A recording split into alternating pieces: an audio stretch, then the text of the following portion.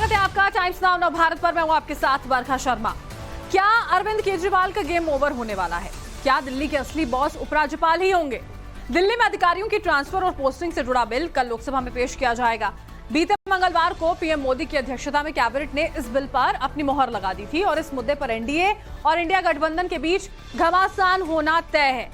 केजरीवाल ने तमाम बीजेपी विरोधियों से मिलकर संसद में इस बिल को गिराने की भी अपील किया, लेकिन जो नंबर गेम है वो ये बता रहा है कि राज्यसभा में इस बिल का पास होना तय है। जीएनसीटीडी अमेंडमेंट बिल के ड्राफ्ट में क्या कुछ खास है, देखिए हमारी इस रिपोर्ट में।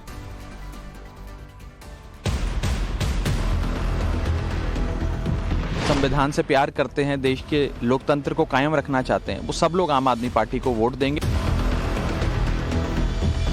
बिल पूरे देश से संबंधित है और ये इतना बुरा प्रेसिडेंट सेट करेगा आने वाले भविष्य के लिए, ये नहीं होनी चाहिए।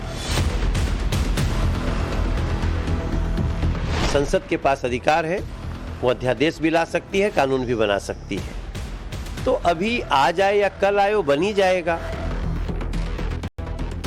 दिल्ली के जिस अध्यादेश को कानून बनने से रोकने के लिए अरविंद केजरीवाल ने एड़ी चोटी का जोर लगाया, अलग अलग पार्टी के नेताओं से मुलाकात करके समर्थन जुटाया, अब परीक्षा की वो घड़ी आ गई। जीएनसीटीडी यानी दिल्ली अध्यादेश बिल इंट्रोड्यूस करने का काउंटडाउन शुरू हो चुका है। संसद में इसे कभी भी पेश किया जा सकता है। तो जाहिर है एनडीए और विपक्षी दल कमर कसकर तैयार है। ये भारत के लोकतंत्र के लिए, बाबा साहब डॉक्टर भीमराव अंबेडकर के द्वारा लिखे गए संविधान के लिए और भारत के संघीय ढांचे के लिए एक बड़ी चुनौती लेकर आया है ये अध्यादेश, ये बिल। सवाल ये कि जीएनसीटीडी अमेंडमेंट बिल के ड्राफ्ट में क्या है? बिल में अधिकारियों के ट्रांसफर पोस्टिंग को लेकर क्या प्रावधान है? बिल को पास कराने के लिए नंबर गेम के समीकरण क्या हैं? टाइम्स नाउ नव भारत पर आपको ये सब कुछ सिलसिलेवार तरीके से बताएंगे। इस मामले में अपडेट ये कि लोकसभा में केंद्रीय गृह मंत्री अमित शाह मंगलवार को इस बिल को पेश कर सकते हैं। असल में सिर्फ एक बिल नहीं, बल्कि INDIA की एकजुटता का लिटमस टेस्ट है। अरविंद केजरीवाल और कांग्रेस की दोस्ती का टेस्ट है। एनडीए और INDIA में कौन ज्यादा ताकतवर, इसका भी टेस्ट है। आम आदमी पार्टी, खास तौर से अरविंद केजरीवाल के लिए तो सवाल नाक की लड़ाई का, क्योंकि इस अध्यादेश के बाद ये साफ हो जाएगा कि दिल्ली का असली बॉस कौन होगा, अधिकारी किसके कंट्रोल में होंगे, दिल्ली में पावर किसके हाथ में होगी। झटके पे झटके लग रहे हैं अरविंद केजरीवाल जी को, इसलिए कि अरविंद केजरीवाल की नीयत साफ नहीं है। कल तक यही लोग कहते थे ना, हमें गाड़ी नहीं चाहिए जी, हमें बंगले नहीं चाहिए जी, हमें तो कोई सुविधा नहीं चाहिए जी, लाल बत्ती नहीं चाहिए जी।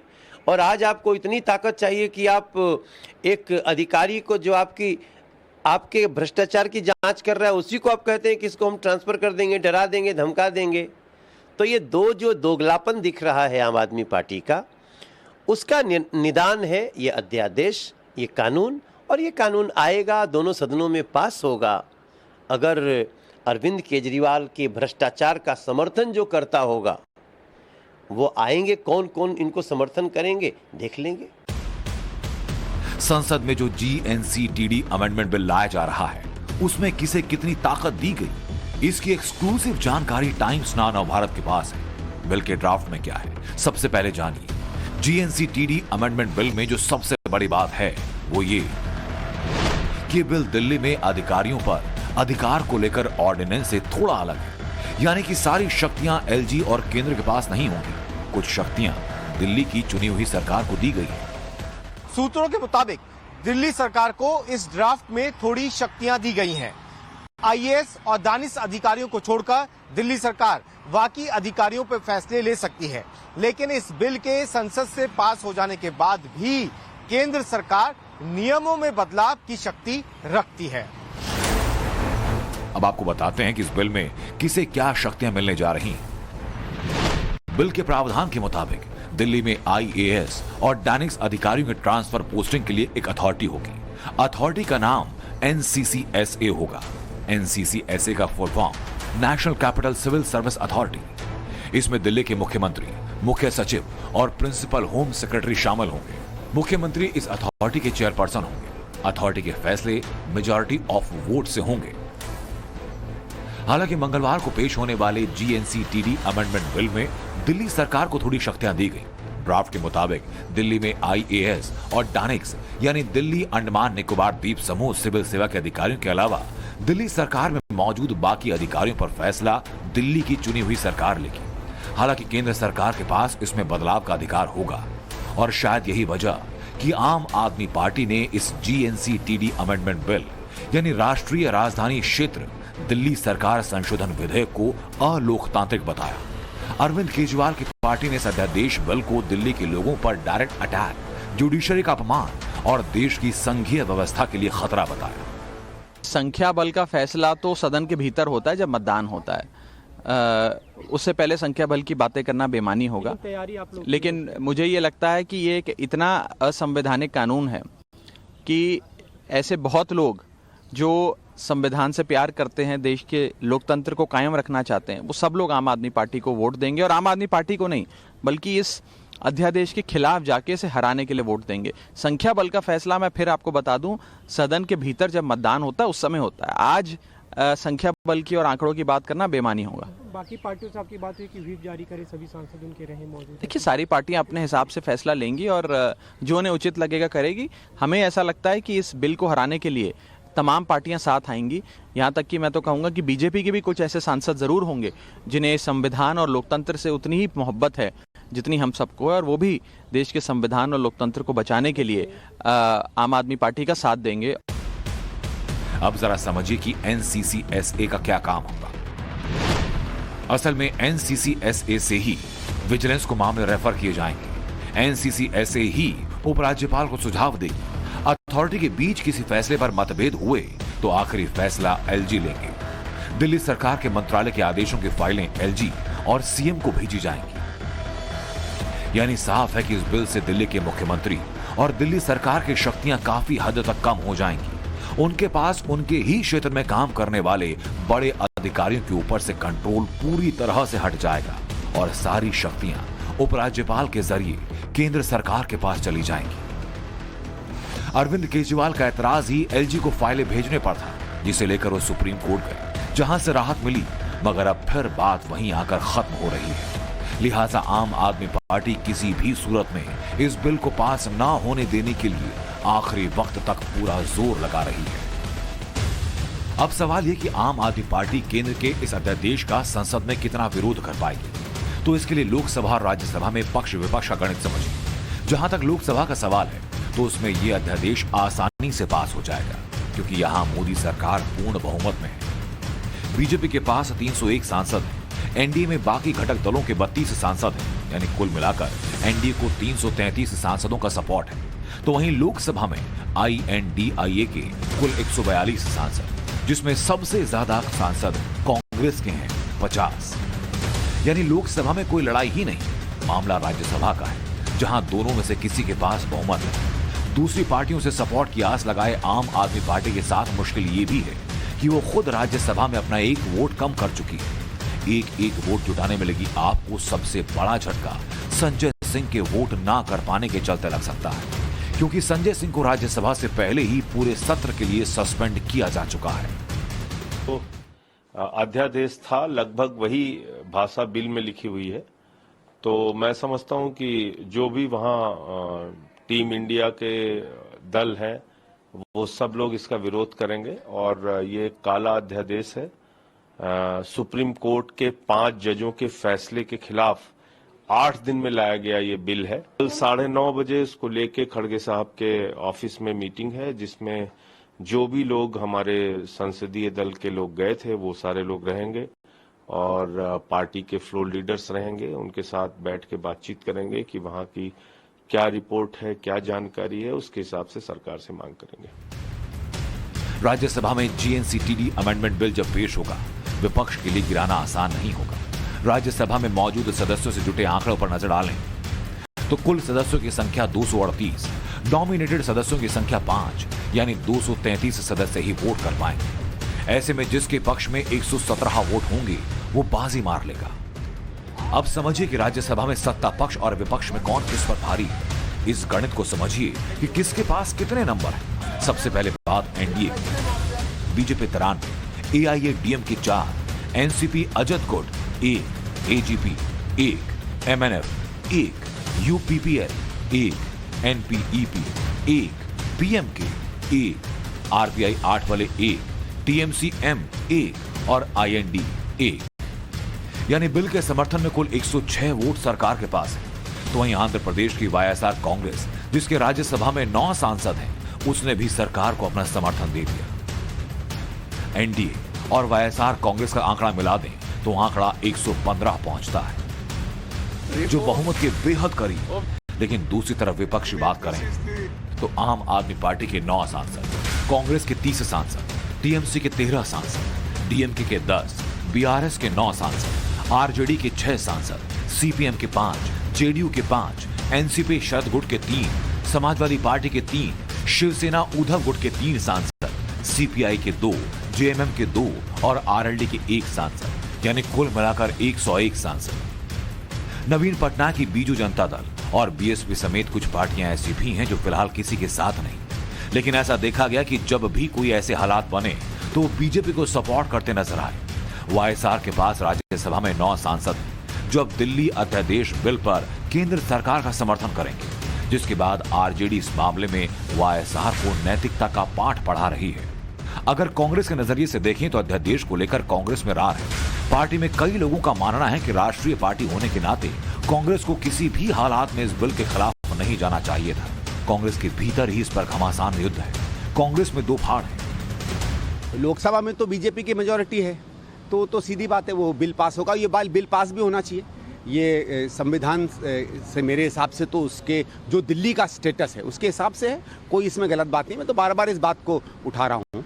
ठीक है, अब वो अकेले अरविंद केजरीवाल ने पूरे की पूरी एनडीए महागठबंधन को एक तरीके से गलत समझाया है, तो अब ठीक है, जब कोई बड़ा गठबंधन गलत समझ ले तो वो उनकी गलती है, उसमें मैं कुछ नहीं कह सकता। आपके हिसाब से ये बिल को आप कैसे आंकते हैं? जो नहीं, ठीक है, देखिए, जो मेरा ये कहना है कि अगर दिल्ली को आपको पावर देनी है तो दिल्ली को पूरा राज्य बनाइए।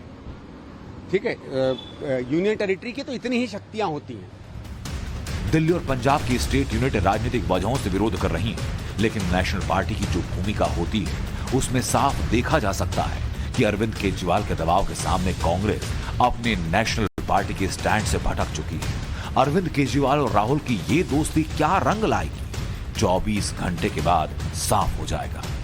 पुलकित नागर के साथ bureau report, Times Now Navbharat.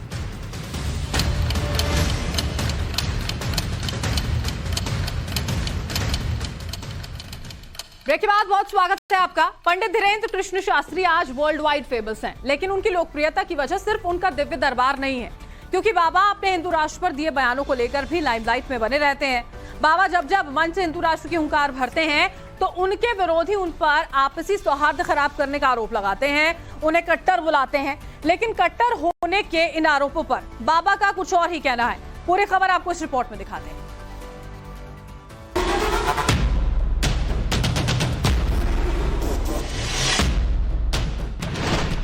बाबा के हिंदू राष्ट्र में किसे नहीं मिलेगी जगह। बाबा मुस्लिम विरोधी या हिंदूवादी कट्टर, न भाषण से न वादों से देश चलेगा गीता रामायण से।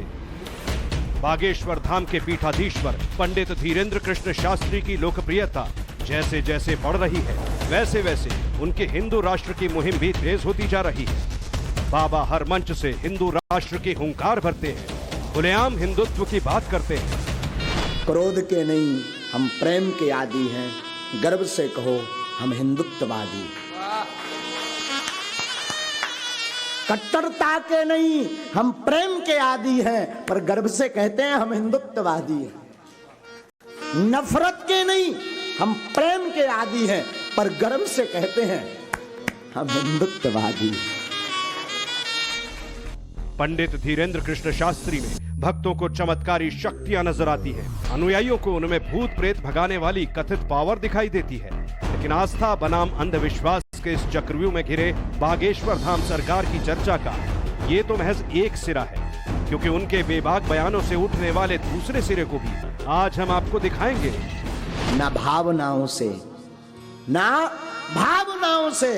न झूठे भाषण व गंदे काम से, ना भावनाओं से, न झूठे भाषण व गंदे काम से।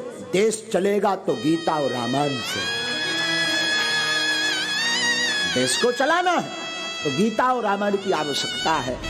बाबा ने जब से हिंदू राष्ट्र की मुहिम छेड़ी है, उनके ऊपर मुसलमान विरोधी होने का ठप्पा लग गया है। कई मौकों पर बाबा के विरोधी उन पर आपसी सौहार्द खराब करने का आरोप लगाते हैं, उन्हें कट्टर बुलाते हैं। लेकिन कट्टर होने के इन आरोपों पर बाबा का कुछ और ही कहना है। हमें बुराई नहीं, अकबर के पाठ से हमें कोई बुराई नहीं। अकबर महान था या नहीं, हमें इससे कोई बुराई। हमारे राम महान थे, हैं और रहेंगे, बस ये बात है। हमें बुराई नहीं है किसी से नहीं। हम किसी धर्म के कट्टरवादी भी नहीं हैं, बस अपने धर्म के आदी हैं। किसी धर्म के कट्टरवादी भी नहीं। सबके भगवान को हमारा प्रणाम, यथोचित प्रणाम, वंदन, नमन, पर अपने राम को नहीं छोड़ेंगे, ये तय है। बागेश्वर धाम सरकार जब जब लोगों की घर वापसी करवाते हैं, एंटी हिंदू एजेंडा चलाने वालों के बीच भूचाल आ जाता है। बाबा के विरोध में बयानों का तांता लगना शुरू हो जाता है। लेकिन इस सब से पंडित धीरेन्द्र कृष्ण शास्त्री को शायद ही कोई फर्क पड़ता हो, क्योंकि वो भरे मंच से आदिकाल में दुनिया भर के सभी लोगों के सनातनी होने का दावा भी खुलकर करते हैं। भारत में नहीं, विश्व में जितने लोग हैं आदिकाल में सब सनातनी थे। आदिकाल में सब सनातनी थे। किसी का इतिहास 400 वर्ष का है, किसी का 500 का, किसी को 200 का, किसी को 300 का। लेकिन हमारा इतिहास त्रेता युग, आज से कितने लाख वर्ष पहले था। कलयुग की आयु है 4,32,000 वर्ष। द्वापर की आयु है 8,64,000 वर्ष। हमारे राम जी 8,70,000 वर्ष के पहले के हैं, और इसके ज्यादा भी हो सकते हैं, तय नहीं हम कर रहे हैं। द्वापर युग के पहले के हैं, राम जी त्रेता युग के हैं। हाँ?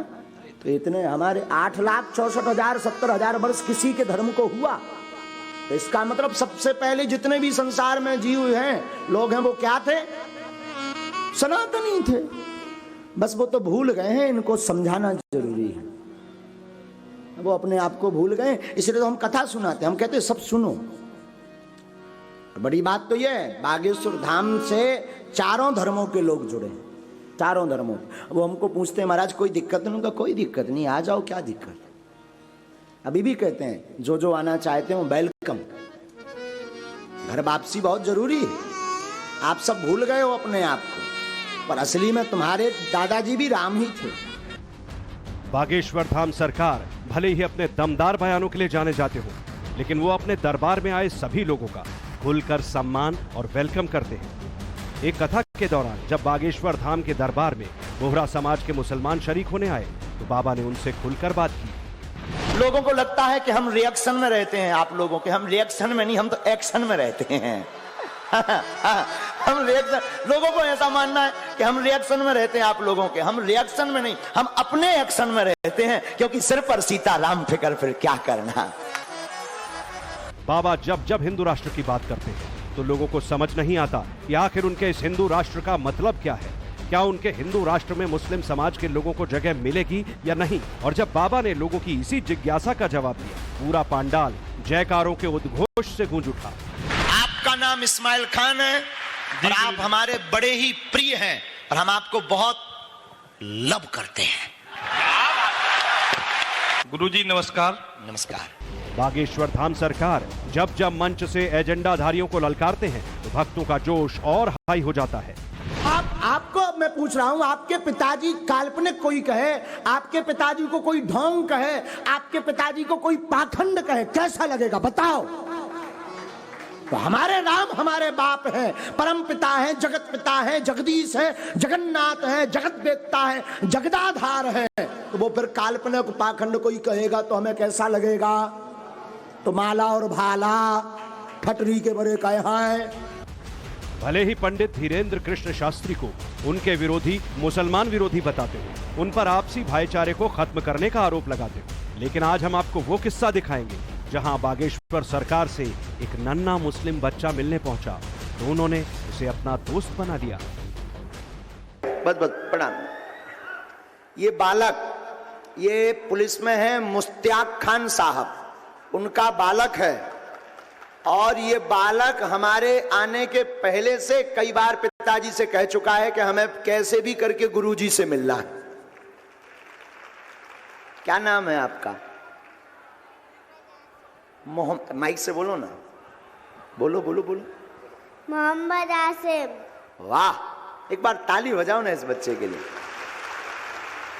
क्या इच्छा थी आपकी? आपके दर्शन करने की। तो आपने ये किसको बोला? पापा को। हाँ, पापा क्या करते आपके? पुलिस। ओ, तुम्हें भी बनना ना IAS? बनना है? बनना है? हाँ। खुश। आपका पूरा परिवार खुश रहे और खूब हनुमान जी महाराज की दया बने। एक बार इस बालक के लिए खूब ताली बजाओ साहब। इस बालक की लगन तो देखो, भाव तो देखो। कल पता है आपको, ये बालक कल सुबह से 8 घंटे हमसे मिलने के लिए खड़ा रहा। 8 घंटे। और कल हमारी व्यस्तता ज्यादा थी, दरबार खूब लंबा चला, फिर कथा में बैठ गए, 1 मिनट हम टाइम नहीं दे पाए। हमें बड़ा दुख हुआ बाद में। तब हमने फिर रात को खबर भेजी कि खान साहब कैसे भी करके बच्चे को कल सुबह ले आना। ऐसे भाव से निश्चित हो रहा कि भारत विश्व गुरु जरूर बनेगा। खूब खुश रहो, आप आते रहना, ठीक है? अब अपन लोग वो हो गए क्या, फ्रेंड। खुश रहो। बाबा बागेश्वर ने छतरपुर से जो हिंदू राष्ट्र की अलख जगाई है, वो देश के कोने कोने तक पहुंच रही है। हर धर्म के लोग बाबा के दरबार में दस्तक दे रहे हैं। चाहे वो मोहम्मद इस्माइल हो या फिर मुश्ताक खान, हर कोई बाबा का दीवाना है। बाबा अपने भक्तों से एक ही मांग करते हैं, हिंदुस्तान को हिंदू राष्ट्र बनाना है। लेकिन बाबा बागेश्वर धाम के पीठाधीश्वर की ये मुहिम कब रंग लाएगी, देखना दिलचस्प होगा। ब्यूरो रिपोर्ट, टाइम्स नाउ नव भारत।